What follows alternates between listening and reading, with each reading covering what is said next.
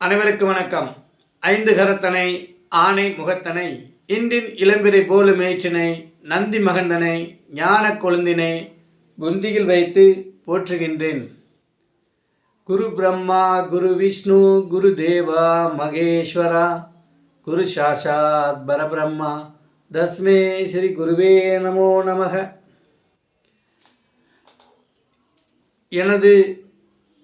எனக்கு ஜோதிட ஆர்வத்தை தூண்டிய ஜாதக அலங்காரம் கீரனூர் நடராஜன் ஐயா அவர்களையும் வணங்கி, அடிப்படை ஜோதிடத்தை இணைய வழியாக கற்றுக் கொடுத்த திருப்பூர் ஜி.கே. ஐயா அவர்களையும், தற்போது உயர்நிலை கற்றுக் கொடுத்த சுபத்துவ பாவத்துவ சூட்சம வலுவின் நாயகன் ஜோதிட கலையரசு ஐயா குருஜி அவர்களையும் வணங்கி,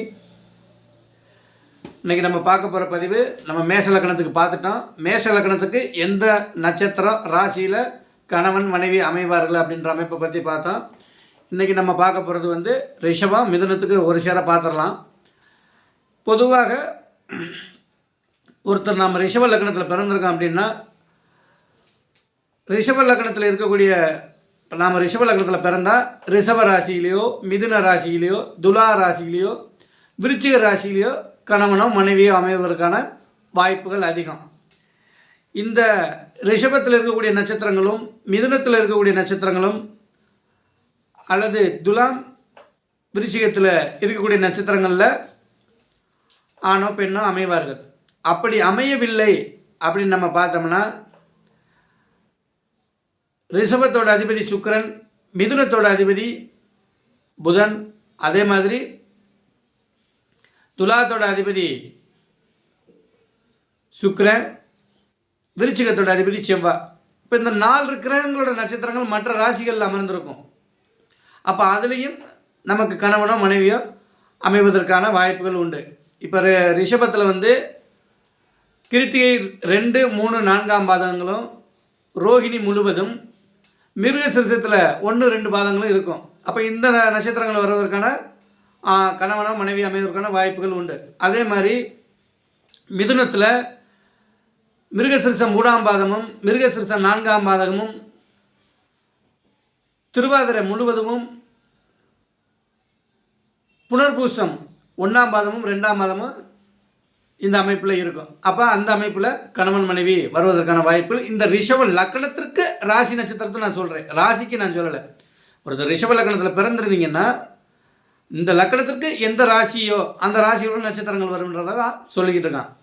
அதே மாதிரி பார்த்தோம்னா துலாத்தில் சித்திரை வரும், விஷாகம் வரும், சுவாதி வரும். அதே மாதிரி விருச்சிகத்தில் அனுஷம், கேட்ட, விஷாகத்தோட ஒரு பகுதியும் அதில் வரும். அப்போ இந்த நட்சத்திரங்களில் வர்றதற்கான வாய்ப்புகள் அதிகம்.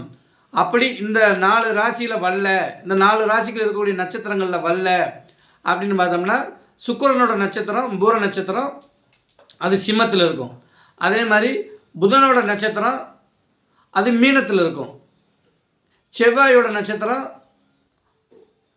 மகரத்தில் 2 பாதமும் கும்பத்தில் 2 பாதமும் இருக்கும். அப்போ இந்த 4 நட்சத்திரங்களும் இந்த 4 கிரகங்களோட நட்சத்திரங்களோ இல்லை இந்த 4 கிரகங்களோட மற்ற நட்சத்திரங்கள் வேறு பாகங்கள் அமர்ந்திருக்கக்கூடிய நட்சத்திரங்களோ இல்லை இந்த 4 வீட்டில் ரிஷபம் மிதுனம் துலாமு விருச்சிகத்தில் இருக்கக்கூடிய நட்சத்திரங்களில் தான் கணவனோ மனைவியோ அமைவார்கள். அதற்கு அப்புறம் அது என்ன யோக தசைகள் எப்படி இருக்குது, இந்த நட்சத்திரங்கள் நமக்கு அவருடைய இந்த ரிஷப லக்னக்காரர்கள் எந்த ராசியில் பிறந்திருக்காங்களோ அந்த ராசிக்கு அந்த நான் சொன்னக்கூடிய நட்சத்திரங்கள் 6, 8ஆக வருகிறதா, 2 பேருக்கும் ஏகதசை வருகிறதா, அந்த ஏகதசை இருந்தாலும் யோகமாக இருக்கிறதா, ராகு கேதுக்கள் செவ்வாயோட அமைப்புகளெல்லாம் நம்ம பார்த்து அதற்கப்புறம் திருமணமான முடிவுகளை பார்க்கணும். குழந்தை அமைப்புகள் திருமணமாகி ஒரு 10 ஆண்டுகளுக்குள்ள ராகு தசையோ செவ்வாய் தசையோ வருகிறது என்றால் அவர்கள் எந்த அமைப்பில் இருக்காங்க அப்படின்றதெல்லாம் நாம் திருமண பொருத்தத்துக்கு ரொம்ப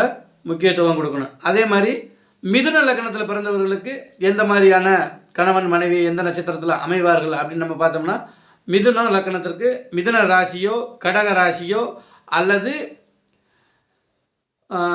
விருச்சிக தனுசு ராசியோ அல்லது மகர ராசியோ அமைகிறதுக்கான வாய்ப்புகள் உண்டு. என்னடா ஒரு 6, 8ஆகவே சொல்லிகிட்டு இருக்காரு அப்படின்னு பார்த்தோம்னா, நான் லக்கணத்துக்குத்தான் சொல்கிறேனே தவிர ராசிக்கு சொல்லவில்லை.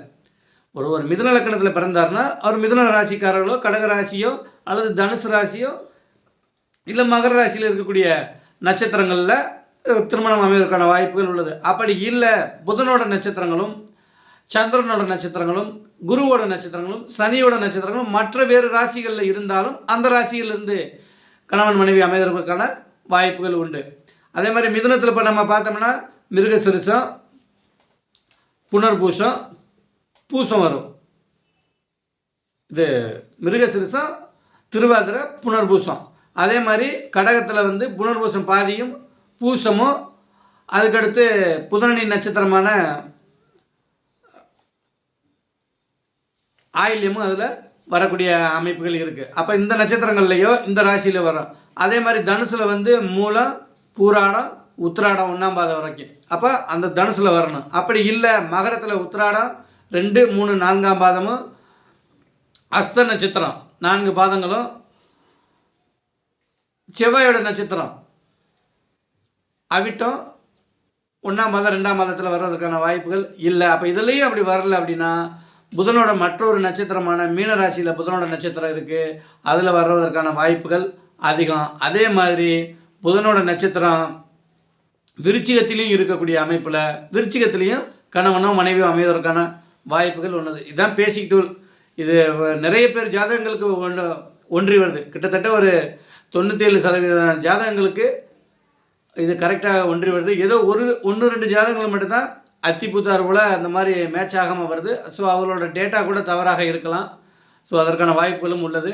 அப்போ இந்த மாதிரி ஒரு பெண்ணுக்கு நாங்கள் மாப்பிள்ளை பார்க்குறோம், பையனுக்கு பொண்ணு பார்க்குறோம் அப்படின்னா பேசிக்காக நீங்கள் இந்த டூலை எடுத்துக்கிட்டாலே போதும்.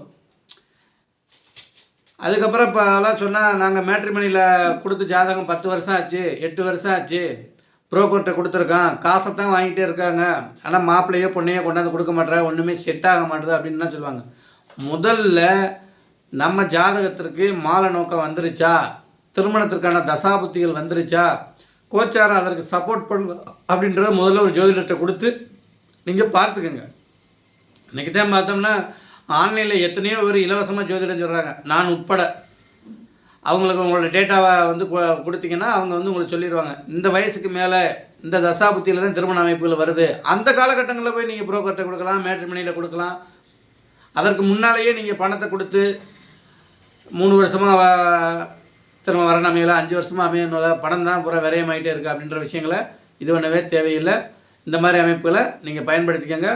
நாளைக்கு கடகத்துக்கும் சிம்மத்திற்கும் எந்த ராசி நட்சத்திரங்களில் கணவன் மனைவி அமைவார்கள் அப்படின்ற அமைப்பை பற்றி பார்க்கலாம். இப்போ இன்றைக்கி 11 மணிக்கு லைவ் போடுவோம். உங்களுக்கு ஜோதிட சந்தேகங்கள் ஏதேனும் இருந்தால் நீங்கள் அதில் கேட்கலாம். வாழ்க ஜோதிடம், வளர்க ஜோதிடர் ஒற்றுமை. நன்றி, வணக்கம்.